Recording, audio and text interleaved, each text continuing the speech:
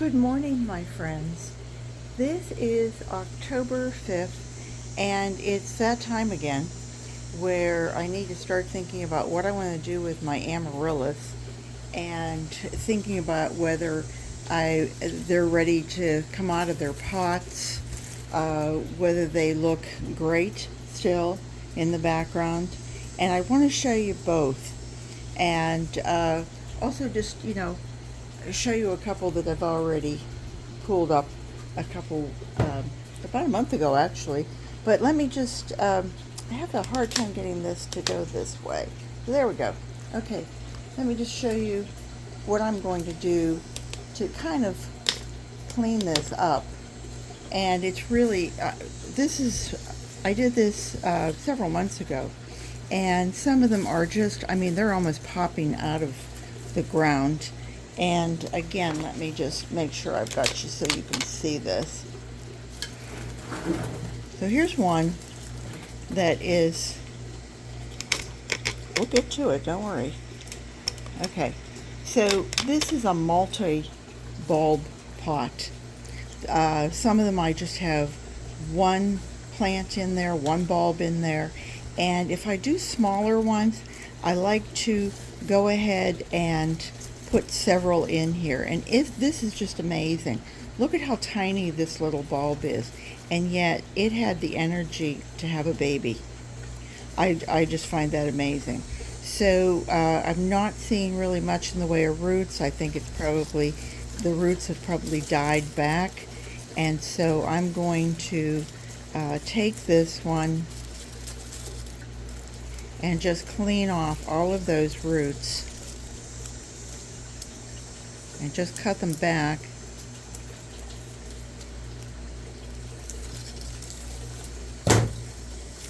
Here you go.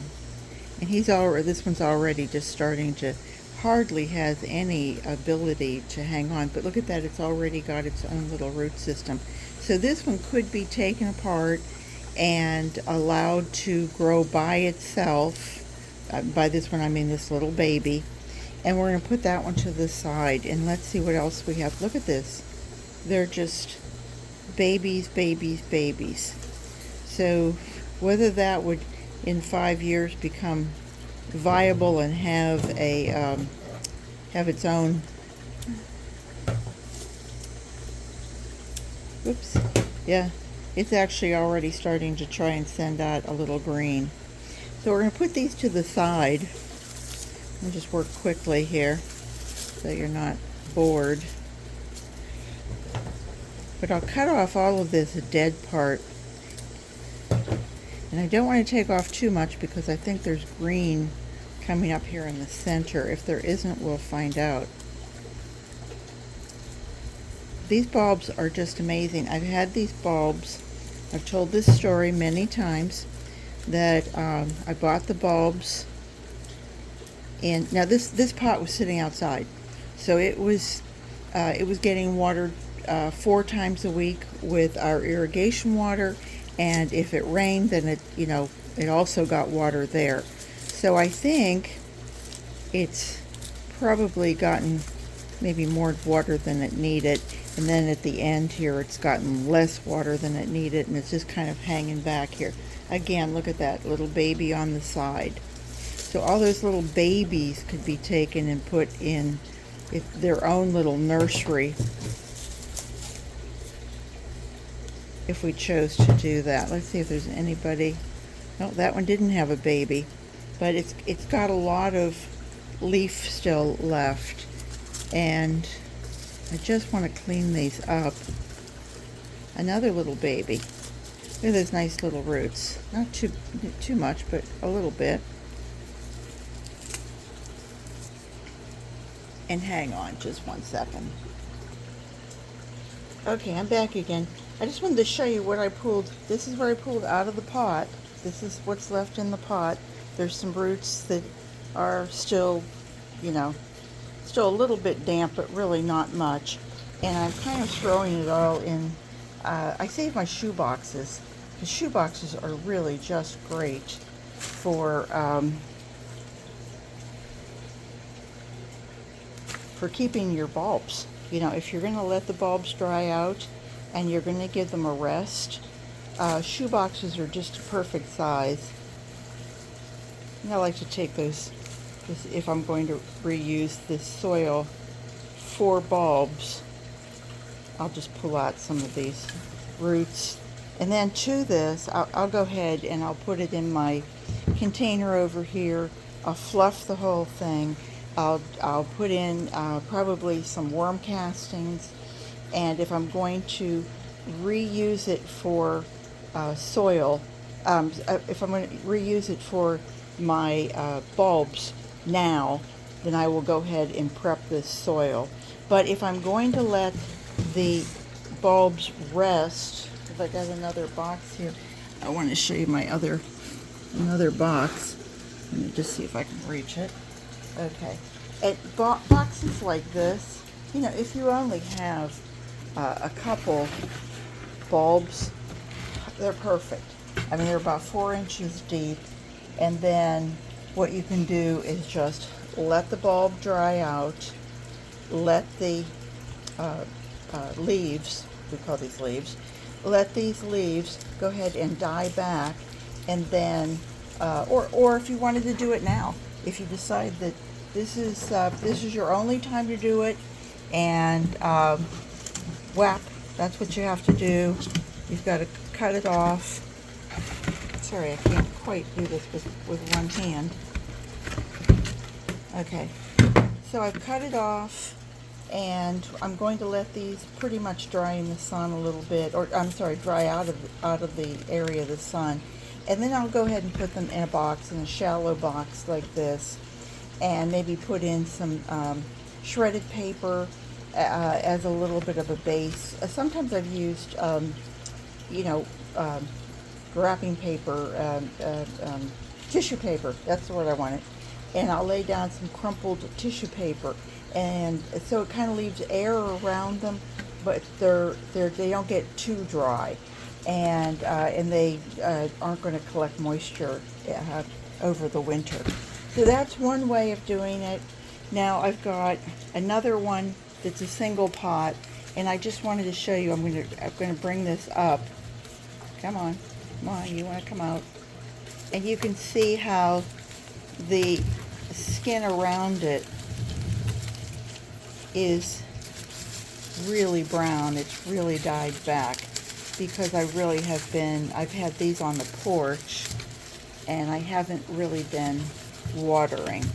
And now if I'm going to let this one rest, let me just see if I can trim it with a scissors rather than, if I want to take all this back, let it dry out,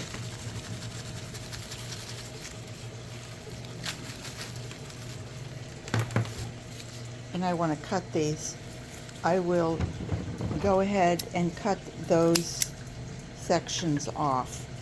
I won't take it the whole way back to here because I want them to dry out like these.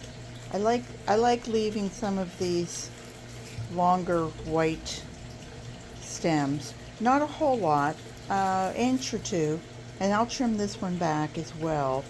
And you can see this one's been sitting on the porch, both of these, this one and this one. I pulled them up last month, and I just let them lay on their sides. And you can see the energy of the bulb is trying to shoot out another leaf and start this again. So I really, you know, I'm in the South, so I can grow these year-round. I have them year-round. These are treated almost like an indoor plant, except they are on my back porch, and they get watered regularly. And back in May, if you go back to my playlist, go back to May, and you'll see what these looked like about 4.5 months ago. And they were just, you know, like little tiny bulbs, and they had just little, you know, one little green tongue coming up. and they have really produced, and they've swollen.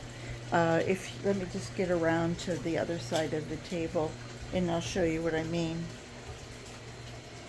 That these have, they were really tiny, tiny,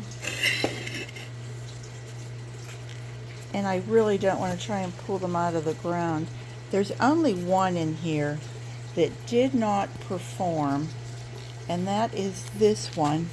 But I don't know if you can see that it's trying to send up green on this side. So what I'm going to do, I think those roots are down in there deep. What I might do is just try to cut off this little top dead part. Hang on just one sec. I'll just reach over and grab my knife. I don't know if I can do this without cutting me or the leaves or the whatever. I am left-handed, so I'm backwards at doing this. But let me just show you. I'll just take that like this. This has been sitting here for 5 months and has done nothing. But I think sometimes when you kind of cut this back a little bit like that, excuse me, it almost activates it. It's almost like, oh geez, what the heck?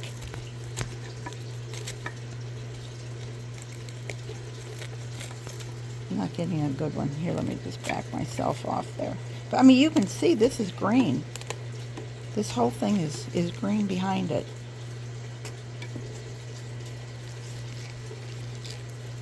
Someday when I'm rich and famous, I'm going to have my own art studio. Did you do that when you were a kid? Did your mother say that kind of stuff? Someday when we're rich and famous, we'll do this. My mother used to say, someday when my ship comes in. I'm never quite sure what that means, but we fostered a little boy and he couldn't say his P's. They came out more like a T. So when he would say, Mom, someday when my shit comes in, I'm going to buy that for you. So he was a sweet little boy, and we fostered him for a long time before he found the right place to be.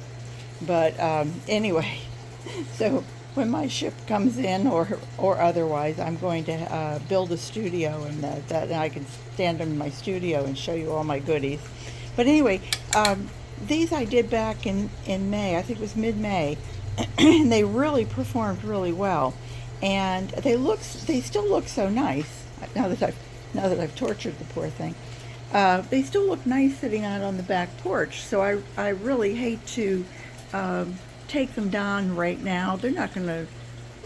I'll probably get another month out of them. The leaves and what have you. But you can see this one was sitting on the back on the front porch, and we had a lot of wind, and it kept. This is one of the original 5 that I bought back in January of 2008. So they've been going for 15 years, and but this one, it bloomed, and then it got so much wind that it started to lean to the side, and the leaf actually was kind of like going into itself. So this group, I think I'm probably going to uproot this one, and I will go ahead and let it dry in the box. Most of them, though, I have them out in my backyard. Let me see if I can aim you back there. Can you see all of those? Those are amaryllis that are in the ground. And I probably have, I don't know, there's probably at least 50 of them that are throughout the yard and in the ground. And they're really pretty because they come up at different times. The ones that I put in pots, when I plant, if I plant them like this, where each one is in its own single each one is in its own single pot, just like this one I showed you over here, then 6 weeks later, they're blooming. If I put like these in May, they were just little tiny things, and I really didn't expect anything. Because they were given fresh ground, they were given, you know, fresh soil, they were given a little bit of fertilizer with the worm castings and all. I had blooms in June. They were smaller blooms than the big boys, but you know, but outside I get them the end of March through April, May, and I'll get a few left in June. And each one seems to be its own, you know, it has its own circadian rhythm, excuse me. And I have just two varieties. One is called Apple Blossom, and it's a real light pink and very pretty. And the other is a deep red. There's no variance to it. It's just a solid red. The Apple Blossom is white in the center, or a creamy pinky white in the center with a pinky peach tip. Both beautiful. Anyway, if you have any questions about these, they will multiply on their own. I was watching another gentleman, and I'm sorry I don't remember your name, sir, but he had all different varieties of Amaryllis. It was his hobby and passion, and he was saying that the bulbs can last up to 75 years. So I guess what that means is that, you know, like this one, it will last maybe another 60 years if I've been doing it for 15 years. And now these new babies, once they mature and swell and get to the point where they're able to produce blooms, they have another 75 years to go. So I guess what it means is that I need to start making a will as to who I am donating my Amaryllis bulbs to whenever I die. So anyway, if you have any questions, I don't know if this helps some people. Amaryllis, I think, are extremely easy to grow. And when they finish blooming, they make, again, they make a beautiful house plant. When the leaves die back, don't panic when they start to turn yellow, or like I just showed you, the one that was outside that I just kind of left and neglected, and it had all the brown leaves on it.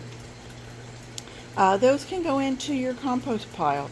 And, you know, always, if they give you lemons, make lemonade. Well, if you get brown leaves, then good time to start a compost pile.